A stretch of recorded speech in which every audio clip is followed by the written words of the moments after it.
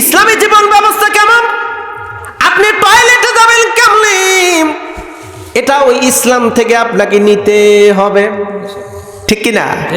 আপনি খাবার খাবেন কেমনে, এটাও ইসলাম থেকে নিতে হবে। এখন তো আধুনিক যুগ, কিছু স্মার্ট কিছু যুবক দেখা যায় ঢকঢক করে দাঁড়ায়া বাম হাত দিয়ে খায়। অবশ্য আপনাদের এই কুশাবাড়ি এলাকার যুবকরা খায় না, আমি অনেক জায়গায় দেখেছি ঢকঢক করে দাঁড়ায় খাচ্ছে বাম হাত দিয়া। এটা নাকি হলো, এটা হলো আলট্রা মডার্ন উন্নত সোসাইটিতে এটা নাকি সবচেয়ে সৌন্দর্য। ইসলাম ব্যতীত যত সৌন্দর্য আছে সবগুলো হারাম, আর ইসলামের ভিতর যত সৌন্দর্য আছে এত সৌন্দর্য কোনো ধর্মের মধ্যে নাই। ও বন্ধু, আপনাকে ইসলাম নিতে হবে। ঘুম থেকে শুরু করে ঘুমানোর পূর্ব পর্যন্ত ইসলামী রীতি অনুযায়ী, নেগেটিভ সেন্সে নেবেন না। অনেকেই বলে যে আল্লাহর রাস্তায় দিনে কতটুকু সময় দিয়েছ, অনেকে বলে। আমি বলি বন্ধু, না, আল্লাহর রাস্তা, আল্লাহর দিনের সব সময়, এই দিন পরিপূর্ণ সময়টা আমার আল্লাহর সন্তুষ্টির জন্য হতে হবে। একটা আয়াতের ভিতরে আল্লাহ পাক সবগুলো বোঝাই দিয়েছেন, কুল ইন্না সালাতি ওয়া নুসুকি ওয়া মাহইয়ায়া ওয়া মামাতি লিল্লাহি রাব্বিল আলামিন। আমার নামাজ, আমার রোজা, আমার বন্দেগী কবুল করম আমার জিন্দেগি। আমার নামাজ, আমার রোজা, আমার বন্দেগী। বলুন না একটু আমিন।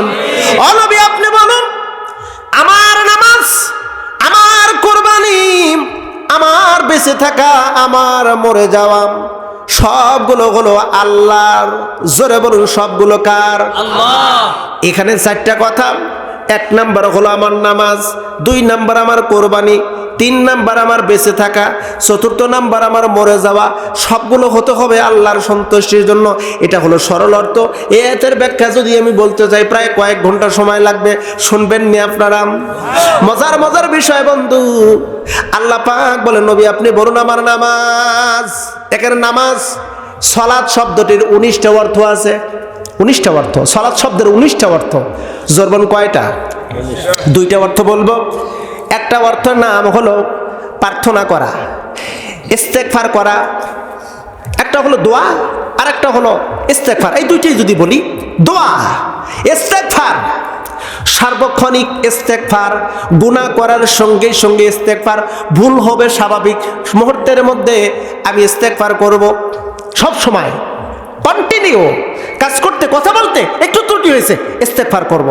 ইস্তেগফারের শর্ত আছে কয়েকটি। যে কায়দা অপরাধ করবে সেই কায়দায় ইস্তেগফার করবেন। এখন আপনি সুদ খাইছেন কোটি টাকা, মসজিদে এসে ইস্তেগফার করতেছেন, আস্তাগফিরুল্লাহ, আল্লাহ মাফ করে দাও, আল্লাহ মাফ করবে?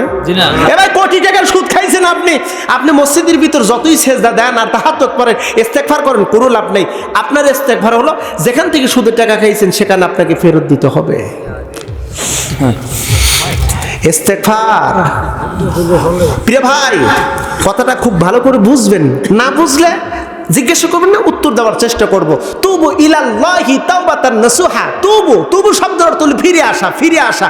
ইস্তেগফার অর্থ হলো আপনি যে কায়দা গুনাহ করেছেন ওই কায়দা আপনাকে ইস্তেগফার করতে হবে। কাউকে থাপ্পড় মারছেন আপনি, নাদসৈয়দপুর বাজারে কুশাবাড়ি মসজিদে এসে কাঁদতেছেন, আল্লাহ আমি তো ভুল করছি, মারছি, মাফ করে দাও। আল্লাহ কয়, আমার কাছে মাফ চাওয়ার আগে যার কাছে মারছি, যাকে মারছিস তার কাছে আগে যা। ঠিক কিনা? ঠিক। ও বন্ধু, আল্লাহ কয়, নবী আপনি বলুন আমার নামাজ, দোয়া, ইস্তেগফার, এটার নাম হলো সালাত। এখানে ব্যাখ্যায় আসছে আমার নামাজ তোমার জন্য। আমার কোরবানি, এখানে কি কোরবানি? ওই যে ঈদুল আজহার, ঈদের দিন আমরা পশু কোরবানি করি, চতুষ্পদ পশু, গরু, ছাগল, ভেড়া, দুম্বা। এটার নাম কি সেই কোরবানি? না, কোরবানি এটা হলো আপনার আত্মটাকে বিসর্জন দেওয়া, আত্ম অহংকারকে বিসর্জন দেওয়া, অহংকার বিসর্জন দেওয়া। মুসলমান বন্ধুগণ, এখানে কোরবানি বলতে আত্মত্যাগকে বোঝানো হয়েছে। এখন একটু খেয়াল করে দেখুন, আপনি কোন পথে আত্মত্যাগ করলেন? তগুতের পথে নাকি আল্লাহর পথে? তগুতের পথে নাকি আমার নবীজির পথে? অনেকে গর্ব করে বলে আমি অমুকের সৈনিক, বলে না এরকম মানুষ? বলে না আমি অমুকের সৈনিক। আমি তখন হাসি আর চিন্তা ভাবনা করি, আরে মানুষ পাগল হলে এমনই হয়। সৈনিক যদি তোমাকে দাবি করতে হয়, তুমি বলো আমি আল্লাহর সৈনিক। কথা বলেন না কা? আল্লাহর সৈনিক। অথবা পৃথিবীর যদি মানুষের সৈনিক দাবি করো, বলো, তাহলে বলো আমি প্রিয় নবীজির সৈনিক। তোমাকে যদি সৈনিক দাবি করতেই হয়, তুমি বলো মুহাম্মদ সাল্লাল্লাহু আলাইহি সাল্লামের সৈনিক। আমি বদরের সৈনিক, আমি উহুদের সৈনিক, আমি হুনাইনের সৈনিক, আমি বালাকোটের সৈনিক। আল্লাহর জমিন আল্লাহর দ্বীন কায়েম করার জন্য আমি সেই বীর মুজাহিদ সৈনিক। পৃথিবীর কোন তাগুতের সৈনিক না, তাগুতের সৈনিক না। পৃথিবীর কোন তাগুতের সৈনিক আমি না, আমি হব আল্লাহর সৈনিক, ইমাম মাহদীর সৈনিক। আফসোস হয় তাদের জন্য, আত্মত্যাগ করে তাদের পথে সময় কাটায়। দুঃখজনক হলে সত্য, মন খারাপ করবেন না। আমার কথা এমনটি হয়। আজকে অবশ্যই একটু ঠান্ডা ঠান্ডা ভাবে কথা বলতেছি। অবশ্য আমি এভাবে বলি না, আরো একটু জোরালো ভাবে বলি। কেন বলি? আপনার বিবেককে করা দেওয়ার জন্য, আপনার ব্রেনকে ওয়াশ করার জন্য। আপনি কি করেছেন অতীতে? যে কায়দায় যে অপরাধ করবে তাকে ওই কায়দায় ধোলাই করতে হবে, নতুবা সংশোধন হওয়ার কোনো সুযোগ নাই। প্রিয় বন্ধু, ভালো করে বুঝবেন, অনেক ব্যক্তি আছে নামাজ পড়ে মসজিদে, দোয়া করে রব্বানা যালামনা আনফুসানা ওয়া ইল্লাম তাগফির লানা, দোয়া করতেছে, নামাজ পড়তেছে, সবকিছু ঠিকঠাক, সমস্যা নাই। নামাজ পড়া শেষ, নামাজ পড়ে মসজিদ থেকে বের হয়, বেনামাজির নেতার আনুগত্য করে। এরকম মানুষ অবশ্য আপনাদের কুশাবাড়ি একটাও নাই। নামাজ পড়বে মসজিদে, আর বেনামাজি নেতাকে খোঁজে। আল্লাহ কয় ইয়ামানা দুউহুম কুল্লা উনাসিম বিইমামিহিম। এ ব্যক্তি শোন, কিয়ামতের ময়দানে প্রত্যেক নেতা সহ কর্মীকে তোলা হবে। আপনি কাকে নেতা মেনেছেন? হ্যাঁ, বুঝতে পারছেন, ধন্যবাদ আপনাকে। আর নামাজ নাই, কালাম নাই, বেনামাজি নেতাকে আপনি অনুসরণ করেছেন। আল্লাহ ওই দিন তুলবে, ইয়াউমা নাদউহুম কুল্লা উনাসিম বিইমামিহিম, প্রত্যেক ব্যক্তিকে তার নেতা সহ তুলবে। কাকে অনুসরণ করেছেন ওই নেতা সহ তুলবে। ছাড় পাওয়ার কোনো সুযোগ নাই, কোনো সুযোগ নাই, কোনো সুযোগ নাই। বন্ধু, নামাজ পড়লাম, অথবা আমার নামাজি নেতা যেখানে আমি আছি সেখানে, এমন চিন্তা হওয়া দরকার আছে না নাই? তাহলে আমার সাথে বলুন, নামাজি নেতা যেখানে আমি আছি সেখানে, নামাজি নেতা যেখানে বেনামাজি নেতা মানি না, মানব না। বন্ধু, সমাজের ভিতর দুর্লভ, নামাজ যদি প্রতিষ্ঠিত থাকতো, একজন ব্যক্তি বেনামাজি ব্যক্তিকে ভোট দিত না। সামনে আসতেছে নেতা নির্বাচন করার সময়, আপনি কাকে ভোট দিবেন? ওই সিঙ্গারা মার্কা একজন নেতা দাঁড়াইছে, ওরে আপনি ভোট দিবেন। তরমুজ মার্কা একজন নেতা দাঁড়াইছে, ওরে আপনি ভোট দিবেন। উনি আবার দল করে সারা ভোট তো দেওয়াই যাবে না। আরে ভোট দেন। এই যে দুর্নীতির মূল জায়গা কোন জায়গা জানেন কি আপনারা? দুর্নীতির মূল উৎস হলো জনগণ। জনগণ হলো মূল উৎস। ভোট চাইতে আসে, বলে ভোট দিতে পারি, 2টা 7-আপ দিতে হবে। চাষটালে বসে আছে, আর মিটু আসে না কে? তরমুজ মার্কা পার্টির নেতারা আসে না কে?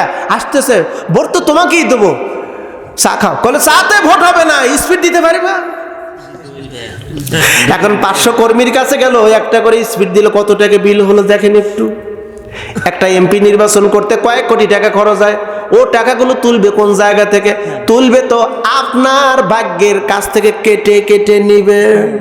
দুর্নীতি তো ওরাই করবে, কেন করবে না? আমরা তো দুর্নীতি শিখাই দিই। বন্ধু, আর কথা নয়, দিন কি দিন বুঝতে হবে, পরিপূর্ণ দিন মানতে হবে। এবার কিছু মানবো ইসলাম, কিছু মানবো অন্য ধর্ম। আল্লাহ কয় ওমাইয়াবতাগি গায়রাল ইসলামি দীনা ফালাই ইউকবালা মিনহু ওয়া হুয়া ফিল আখিরাতি মিনাল খাসিরিন। ইসলাম নামক ধর্ম ব্যতীত অন্য কোনো ধর্মের রীতি নীতি কৃষ্টি কালচার সংস্কৃতি এগুলো যদি গ্রহণ করে, আল্লাহ কয় ফালাই ইউকবালা মিনহু, তার কোনো আমল গ্রহণ করা হবে না, কিচ্ছু গ্রহণ করা হবে না ইসলাম ব্যতীত অন্য কোনো ধর্মের। 3 নাম্বার আসুন এবার 2 নাম্বার প্রশ্ন, যদি ঠিকঠাক আপনি যদি দুনিয়ায় দ্বীনুল ইসলাম যদি মানতে পারেন তাহলে জবাব দিতে পারবেন দ্বীনুল ইসলাম। আর যদি ঠিকঠাক যদি না মানতে পারেন আপনার জবাব আসবে হায় হাতালা আদ্রি, আমি কিচ্ছু জানি না, কিচ্ছু জানি না, কিচ্ছু জানি না। 3 নাম্বার প্রশ্ন, ওমান নাবিউকা, তোমার নবী কে ছিল? আও মান হাযা রাজুলুন, এই ব্যক্তিটাকে চেনো নাকি? আমার নবীজির চেহারা এনে এবার বলবে তুমি এই লোকটাকে চেনো নাকি, অথবা তুমি কার আদর্শ বাস্তবায়ন করেছো। আমার বক্তব্য হয় কার মতন? আমার চুলের কাটিং কেমন, আমার দাড়ির কাটিং কেমন, আমার পোশাকটা কেমন। ও বন্ধু, আপনি কার আদর্শ বাস্তবায়ন করেছেন? আল্লাহ কয় নবী আপনি বলে দিন, আপনার আদর্শ যারা বাস্তবায়ন করবে, আপনাকে অনুসরণ অনুকরণ করবে, আমি আল্লাহ তাদের ক্ষমা করে দেব, আমি তাদের ভালোবাসবো, তাদেরকে জান্নাতের উচ্চ মাকাম দান করে দেব। কুল ইন কুনতুম তুহিব্বুনাল্লাহা ফাত্তাবিউনি ইহবিবুকুমুল্লাহ ওয়া ইয়াগফির লাকুম যুনুবাকুম আল্লাহু গফুরুর রহিম। আপনি বলুন, আল্লাহকে যারা ভালোবাসো, আমি নবীকে অনুসরণ করো, আমার আনুগত্য করা তোমাদের জন্য ফরজ, নবীর আদর্শ অনুসরণ করা হলো ফরজ। ফালা ওয়া রাব্বিকা লা ইউমিনুনা হাত্তা ইউহাক্কিমুকা ফীমা শারা বাইনাহুম সুম্মা লা ইয়াজিদু ফি আনফুসিহিম হারাজাম মিম্মা কাদাইতা ওয়া ইউসাল্লিমু তাসলিমা। নবীর আদর্শ ছাড়া বিকল্প কোনো কিছু নাই। নবীর আদর্শ মানলে কেমন হয়, নবীর আদর্শ দিয়ে জীবন জিন্দেগি গঠন করলে কেমন হবে। নাম শুনেছেন হযরত ওমর রাদিয়াল্লাহু তাআলা আনহু। নেতা কেমন হওয়া দরকার, কেমন কিরকম নেতা হওয়া দরকার? হযরত ওমর রাদিয়াল্লাহু তাআলা আনহু তিনি উর্দুজাহানের প্রেসিডেন্ট, বিশাল বিস্তীর্ণ ভূখণ্ডের যার আয়ত্ত ছিল। এই মানুষটি এত সুন্দর তার আচার আচরণ ব্যবহার ছিল। বন্ধুরা, হযরত ওমরের জীবনী আপনারা অনেক শুনেছেন।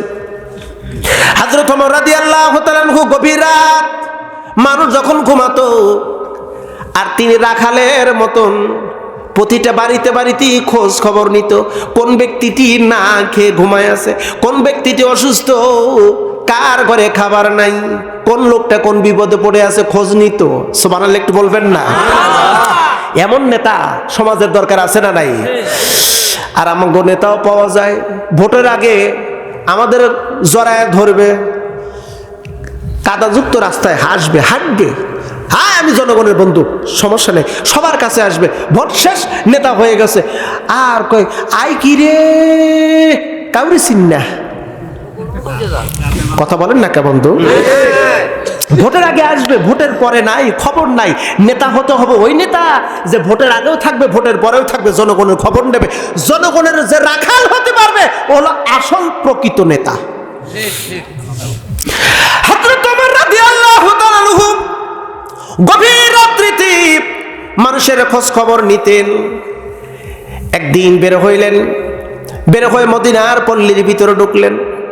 ছোট্ট ছোট্ট বাচ্চাদের কান্নার আওয়াজ আসে, ছোট ছোট বাচ্চারা কান্না করে।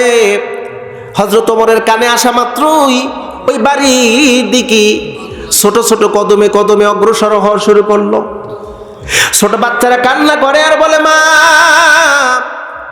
খাবার দাও রে মা, আর পারি না, ক্ষুধার যন্ত্রণার সহ্য করতে পারি না রে মা, খাবার দাও।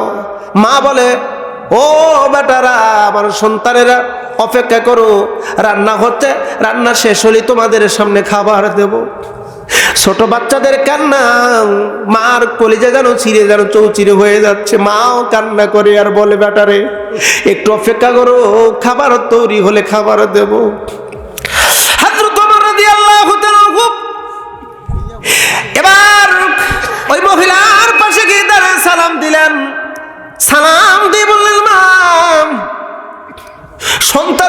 কান্না করে, খাবার চায়, খাবার দেন।